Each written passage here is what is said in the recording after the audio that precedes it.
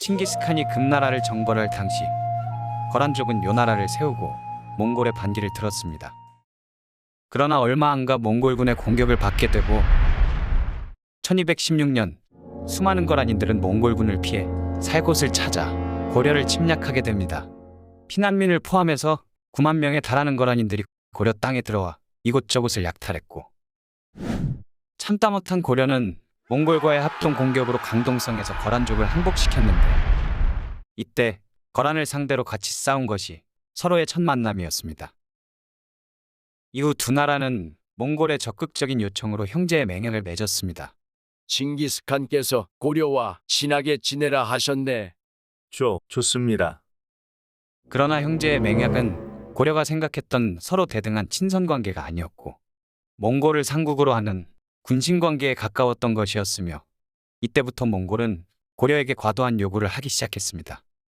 수만 마리의 짐승 가죽, 수천 필의 비단, 젊은 여성들, 게다가 각종 기술자들까지 요구받게 된 고려는 당시 패권 국가인 금나라를 멸망시킬 정도로 강한 몽골군과 칭기스칸의 위상을 알고 있었기에 어쩔 수 없이 요구를 들어줬으나, 나중엔 고려에서 생산되지 않는 물건까지 요구당하고 왕에게까지 무례하게 행동하는 몽골 사신들의 행태, 고려에선 몽골에 대한 반감이 커져만 갔습니다. 그러던 어느 날 고려의 공무를 요구하고 돌아가던 몽골 사신 저고여가 압록강변에서 피살되는 사건이 발생했는데, 고려는 고려인이 아닌 여진족의 지시라며 완강하게 부인했지만, 몽골은 고려를 혼내줄 좋은 기회라고 생각, 고려 침략을 계획합니다.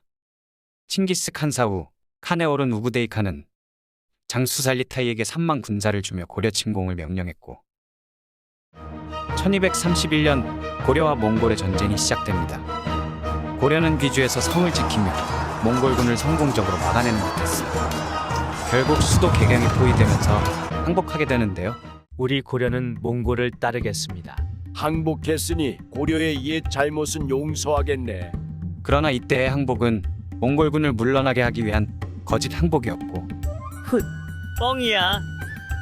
고려는 수도를 강화도로 몰래 옮기고 몽골의 파견 관리인 다루바치들을 살해하며 다시 쳐들어올 몽골과의 전쟁을 준비했습니다. 이러한 소식에 몽골은 분노하며 살리타이를 앞세워 다시 고려를 침략하는데요. 그러나 수전에 워낙 약했던 몽골군은 강화도 앞 물길을 건너지 못하고, 아니 고려 조정을 섬으로 옮기다니. 몽골 놈들아, 건너와 봐라. 당황한 몽골군은 한반도의 남쪽을 약탈하며 분풀이하려 했으나, 용인의 처인성 전투에서 승려 김윤우의 화살에 사령관 살리타이가 죽게 되면서 몽골군은 전원 철수하게 됩니다. 이후 몽골은 금나라를 완전히 멸망시키고 1235년 다시 고려를 침공합니다. 고려 조정은 강화도에서 계속 버티며 항전했지만, 신라 시대에 세워졌던 황룡사가 불타 없어지고 온 국토가 막대한 피해를 입게 되자 더 이상 버티지 못하고 항복하고 맙니다. 이때 항복의 조건으로 고려 왕이 직접 몽골 땅에 칸에게 인사 올 것을 뜻하는 입조, 고려 조정이 강화도에서 나올 것을 뜻하는 출륙을 약속했는데요. 몽골군이 물러가자 고려는 이 약속을 지키지 않았고, 몽골은 구육흑한 즉위 후 다시 고려를 침공합니다. 그러나 얼마 안가 구육흑한의 사망으로 몽골군은 철군했고, 몽케칸 즉위 후 다시 고려를 침공합니다. 하지만 고려는 이후에도 입조와 출륙을 조건으로 항복하고, 몽골군이 물러가면 이 약속을 지키지 않는 거짓 항복을 반복하며 버텼으나, 마지막까지 버텨보자. 그때마다 몽골군의 재침략으로 온 국토에 극심한 피해와 수십만의 백성이 인질로 잡혀가면서 점점 국력이 쇠퇴해갔습니다.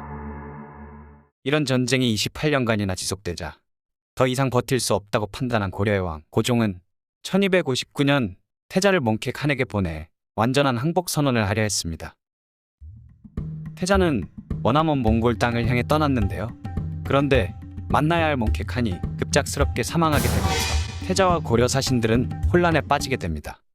한편 공석이 된 칸의 자리를 두고 형제인 쿠빌라이와 아리크부카가 내전을 벌이게 되는데, 서로 자신이 진정한 칸임을 선포하며 치열하게 싸웠습니다.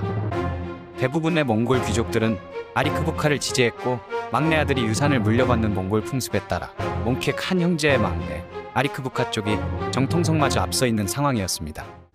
고려 태자는 결국 쿠빌라이와 아리크부카 중에 누구를 만날 것인가 선택해야만 했는데 군사력, 명분, 정통성에서 모두 앞서 있던 아리크부카 대신 놀랍게도 쿠빌라이 칸을 만나는 선택을 하게 됩니다.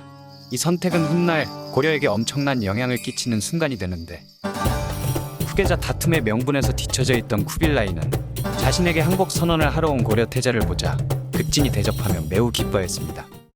모두 보아라. 고려는 옛 고구려 때부터 당 태종도 굴복시키지 못한 나라였는데 지금 그 세자가 스스로 내게 왔으니 하늘의 뜻이 이 쿠빌라이에게 있음을 모두 볼지어다. 이를 계기로 만주 지역 몽골 귀족들이 쿠빌라이 편에 서고 결국 쿠빌라이가 아리크부카와의 내전에서 승리하며 백한에 오르고 국호를 원나라로 명합니다. 쿠빌라이는 자신이 칸에 오르는데 엄청난 도움이 된 고려 태자를 고려왕 원종으로 책봉했습니다. 원종이 된 태자는 이에 만족하지 않고 오히려 당돌한 요구를 하는데 고려가 원나라의 속국이 되더라도 고유의 문화와 사회체제를 몽골식으로 고치려 하지 말 것, 몽골 군대를 고려 땅에서 철수시킬 것, 감시 역할을 하는 다루가치들을 고려 땅에서 내보낼 것, 전쟁 중 항복한 고려인들을 돌려보내줄 것. 원종의 이런 요구에 쿠빌라이 칸은 놀랍게도 전부 들어주겠다고 약속합니다.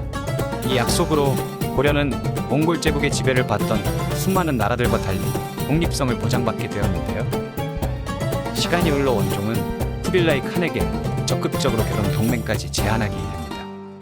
결국 훗날 충렬왕이 되는 자신의 아들과 쿠빌라이 칸의 막내딸 간에 혼인이 이루어지며 고려는 몽골의 사위국가, 즉 부마국이 되었는데요.